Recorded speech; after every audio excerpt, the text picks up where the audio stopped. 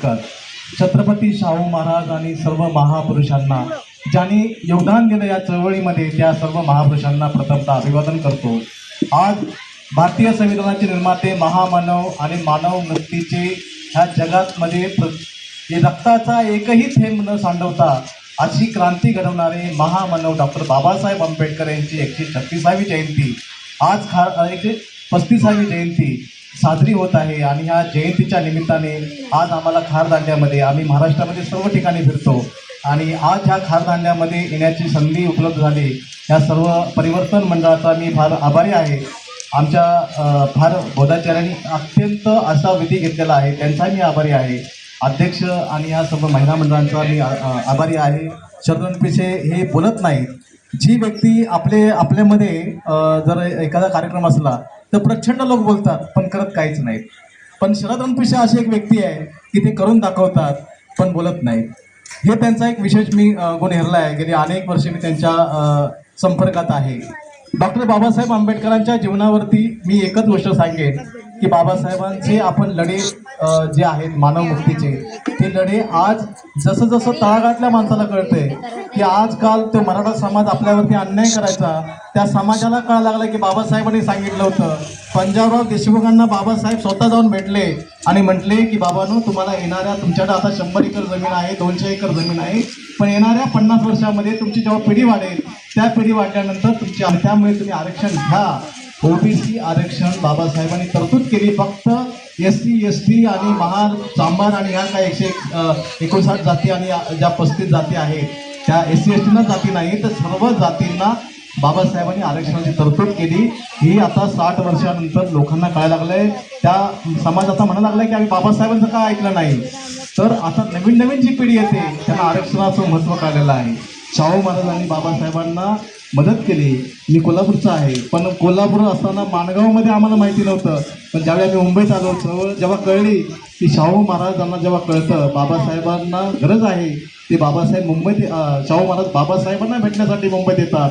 सयाजीराव गायकवाड त्यांना फेलोशिप देतात आणि बाबासाहेबांनी ज्या लोकांनी मदत केली ते सगळे आज बाबासाहेब, आपण म्हणतो की बाबासाहेब त्या महात्मा गांधींना म्हणाले की mister Gandhi, I am no motherland. Mister Gandhi, या देशाचा मी नागरिक आहे, या देशात मला स्वाभिमान नाही आहे, मला स्वातंत्र्य नाही आहे आणि या देशात मी गुलाम आहे आणि मला जमीन नाही आहे. ह्या जमीन नसताना बाबासाहेब म्हणतात, तेच बाबासाहेब आंबेडकर सगळ्यात जास्त जमीन विकत घेतात. ते फक्त आणि जाताना एकही पैसा ते अकाउंटवरती नाही, सगळा समाजाला देऊन गेले. अशा महापुरुषांना म्हणजे आपण जे त्या गायिका म्हणतात ना की तुम्ही खाता त्या भाकरीवर बाबासाहेबांची सही आहे. खरंच आहे, बाबासाहेबांची सही आहे. आणि हे फक्त आपल्यासाठीच नाही आहे. आज मी म्हणजे धारावीत बघितलं, मी TV वरती बघितलं, ज्यावेळी मी UP मध्ये गेलो, मध्य प्रदेशमध्ये गेलो, तिथल्या अनेक जातींना आता कळायला लागले की बाबासाहेबांनी प्रचंड मोठं काम केलेलं आहे. आणि एवढं मी सांगतो की बाबासाहेब आंबेडकरांना भारतरत्न पुरस्कार देण्यासाठी, भारतरत्न पुरस्कार आता तर हिला मिळाला, लता मंगेशकरांना मिळाला, सचिन तेंडुलकरला मिळाला, वाजपेयींना मिळाला. काहीच संघर्ष करावा लागला नाही. पण ह्या देशाला एवढं मोठं मजबूत संविधान दिलं, ज्या पाकिस्तानचे 2 तुकडे झाले, ज्या बांगलादेश वेगळा झाला, आणि आज 18 फगट जाती, एवढे धर्म एक संघ बांधून ठेवणं खायची गोष्ट नाही आहे. आणि त्या संविधानाने बांधून ठेवलेलं आहे. ते संविधान आता बदलण्यासाठी काही षडयंत्र आखत आहेत, पण ते काही शक्य नाही आहे. परंतु आपण जर गाफील राहिलो, माननीय बौद्धाचार्य फार बोलले, तुम्ही कुणाला घाबरताय? साहेब, घाबरायची गरज नाही. भीमा कोरेगाव आमचा आहे, अजून आम्ही भीमा कोरेगाव विसरलेलो नाही आहे. आम्ही धर्म बदलला, जात बदलला, पण आमच्यामध्ये काहीतरी गुण आहे. आम्हाला भीमा कोरेगाव म्हणजे आम्ही अजूनही आमचे हत्यार आहेत गावाला, इथं आहे की नाही माहिती नाही, परंतु आपल्याला बुद्ध धम्म दिलेला आहे. बुद्धाचे आणि बुद्धाने कराटे पण शिकवलेले आहेत.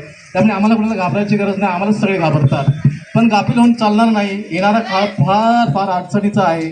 आपण आज याच्यातली शहरामध्ये आहोत. शहरामध्ये आता आपण बिल्डिंगमध्ये जाणार आहोत, परंतु आपल्यातला मानवतावाद विसरता कामा नये. आज आमची नवीन पिढी बघितली फार. मी जेव्हा पत्रकार म्हणून काही ठिकाणी जातो, म्हणजे हाय लेवलला जातो, म्हणजे आमच्या इथे देशपांडे, कांबळेचा देशपांडे झाला, धन्यवाद, कांबळेचा देशपांडे झाला, देशपांडेबाई, कांबळेबाई देशपांडे झाली, कारण ती IAS म्हणली, IPS म्हणली. आम्ही मंत्रात जातो, तुम्ही कांबळे होता. नाही नाही, ते मी देशमुखांशी लग्न केलं ना, म्हणून अरे हे काय. आणि एखादी मुलगी जेव्हा अरे म्हटलं बाबासाहेब मी पत्रकार असल्यामुळे का तुम्हाला काय म्हणतात, गुड मॉर्निंग म्हणतात, तर आम्ही सगळे पत्रकार बसतो. त्यामुळे काय तुमचा समाज आहे, ते जय भीम बोलतात, काय कोणते भीम जय भीम. म्हणलं असं काय प्रॉब्लेम आहे. ते म्हणतात आम्ही मराठी आहे. तो म्हणतो मराठी आहे. म्हणतो मराठी ग्रेट आहे मराठी. तर म्हटलं एक काम करा, मी बौद्ध आहे, बाबासाहेबांचा अनुयायी आहे, पण ब्राह्मणांचा जावं आम्ही आहे, मराठा एक माझा मित्र आहे, सुर्वे आहे, सुर्वे महाराष्ट्र टाईमला काम करतात. ते मला म्हटले अरे तुम्ही ते काय ब्राह्मण वगैरे आम्हाला काही गरज नाही आहे, पण हे काय आमचा स्वतःच बौद्धाचार्य आहे, आमची स्वतंत्र हे आहे आणि आम्ही कोणाला बांधलेलं नाही आहे. नाहीतर ते लहान मुलगा जन्माला आला की त्याचं मुंज करा, त्याच्यानंतर त्याचं ते बारसं करा, लग्न करा की तो ब्राह्मण आणा, घरपूजेला ब्राह्मण आणा, मग त्याला काय ते दक्षिणा द्या, असं आमच्यामध्ये नाही. आम्ही प्रामाणिक मत आहोत, पण लहानपणापासून ते अंत्यविधीपर्यंत ते हाडं सोडेपर्यंत तुम्हाला ब्राह्मण लागतो, आम्हाला ब्राह्मण लागत नाहीये. परंतु एक तुम्हाला सांगतो सुर्वे साहेब, बाबासाहेब आंबेडकर हे ब्राह्मणांचे जावळे आहेत, त्यामुळे आम्ही ब्राह्मणांचे जावळे आहेत आणि ब्राह्मणांच्या पलीकडे आम्ही आहोत. त्यामुळे तुम्ही असं काय मानू नका ते असं तसं घेतलं. परंतु आता कुठेतरी मानसिकता बदलत चाललेली आहे. मी ते माझे तुमच्या रायगडमध्ये परिवर्तन म्हणजे माझ्या घरातलाच किस्सा आहे की माझे भाऊ आहे, DMC कामाला आहेत, ऑफिसर आहे, आणि त्यांची मुलगी चांगली उच्च शिक्षित आहे आणि तो भंडारी समाजाचा मुलगा तुमच्या रायगडचा, आणि रायगडचा मुलगा, आणि त्यांचं काहीतरी प्रेमविवाह झाला, आपलं प्रेम झालं. आता ते लग्न करायचं आहे, मग त्यांचे वडील पिचात पडले आणि लग्न करायचं आहे. अरे बाबासाहेब आंबेडकरने सांगितले जाती तोडा जाती जोडा, तर आपण जाती तोडण्यासाठी जर ते मुलं मुली एकत्र येत आहेत तर त्या सगळ्या आम्ही कुटुंबाची एक मिटिंग घेतली आणि सांगितलं की एक काम करा, आपण दोन्ही बाजून लग्न करूया.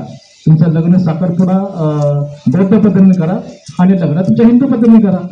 आणि ते दोन्ही कुटुंब आहेत. आणि मी त्यावेळेस ज्यावेळी त्यांचं ते साखरपुडा होता तेव्हा मी त्यांना सांगितलं की बाबासाहेब आंबेडकरांना भंडारी समाजाने जे रायगडमध्ये महाडचं जे 14 तारखेच्या आंदोलनासाठी भंडारी समाजाने प्रचंड मदत केली होती आणि त्या भंडारी समाजाचं आता बौद्धांशी नातं जुळलेलं आहे. त्यामुळे आपण एक मानवतावादी विचाराने आपण एक आहोत. आपल्या बौद्ध धर्मामध्ये आपल्याकडे जाती नाही, पंथ नाही. त्यामुळे आपण आता नवीन परिवर्तनवादाशी आपण जोडत असताना आपण हा परिवर्तनवादी विचार केला पाहिजे. दुसरी गोष्ट असं आहे की आपल्या समाजामधली जी नवीन पिढी आता पुढे येते, कोण IAS बनला, कोण IPS बनला, जो अधिकारी बनला तो आपल्या समाजापासून दूर गेला. डॉक्टर बाबासाहेब आंबेडकरांनी ज्यावेळी काही लोकांना शिकवलं आणि त्यांना परदेशात पाठवलं, ती 12 मुलं होती, त्या 12 मुलं सगळे शिकले आणि सगळे परदेशात राहिले. ते परदेशात लग्न केलं आणि तिकडे स्थायिक झाले. 1-2 इथे गायकवाडीकडे आले आणि ते पण आता समाजात आहेत की नाही माहिती नाही. परंतु बाबासाहेबांची अशा अपेक्षा होती की तुम्ही शिकलात की तुमचा खेड्यातला एखादा माणूस आहे, ग्रामीण भागातला माणूस आहे जो तर तुमचा विकास करण्यासाठी देव येणार नाही किंवा कोणी येणार नाही, तुम्हालाच तुमचा विकास करावा लागेल असं बाबासाहेब म्हणतात. बुद्ध म्हणतात स्वयंप्रकाशित व्हा. तर ह्यासाठी आपण एकमेकाला सहकार्य केलं पाहिजे. आज आपण या जयंतीच्या निमित्ताने एवढे लोक जमलो ते कमी नाही आहे. आज सर्व ठिकाणी मिरवणुका निघत आहेत, परंतु ह्या मिरवणुकीपेक्षा ही जी लोक बसलेली आहेत ही खऱ्या अर्थाने प्रचंड ताकद समजतो. आणि म्हणून वामनदा कर्डक